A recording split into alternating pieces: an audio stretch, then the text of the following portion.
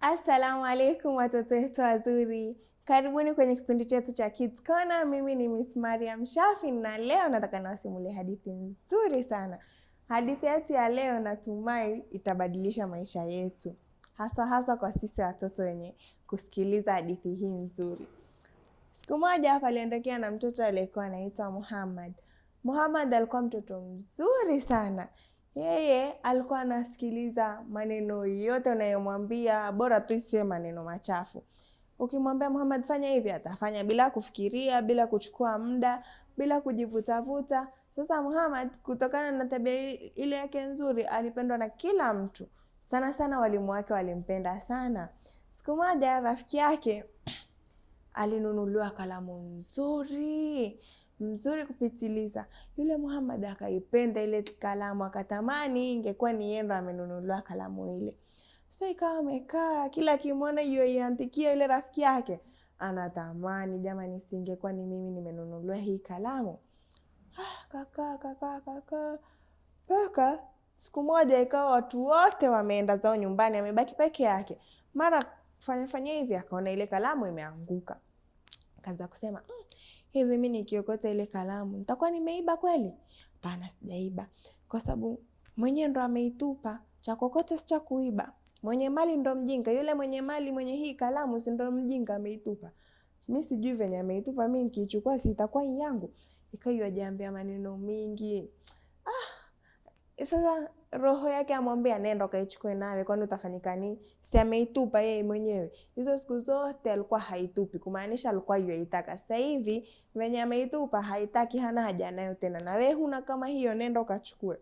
Sasa kaenda kafika mpaka hapo kwenye ile kalamu penye imeanguka. Kuinama hivi, roho yamwambia, Muhammad, usichukue hiyo kalamu.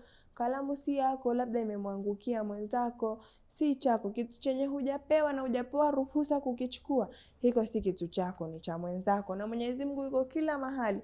Wewe ukichukua hii, hata kama hautaitumia huku shuleni, utaitumia madrasa ama nyumbani, lakini Mwenyezi Mungu anakuona. Kwa hivyo usichukue. Basi yule Muhammad akasema tu acha nichukue, nitampa mwalimu kesho.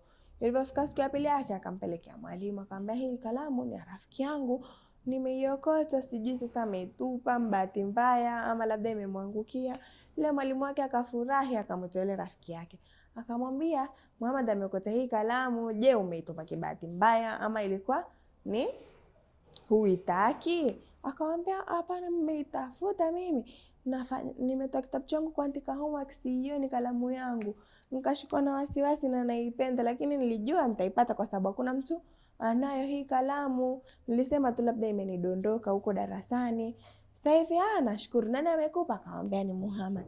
Akamwambia alafu kweli Muhammad ameshinda akisema yuatamani kalamu kama hii. Mimi mamangu alinunulia kalamu ngapi? 2 kama hizi. Wacha nitachukua moja nyumbani nimpe.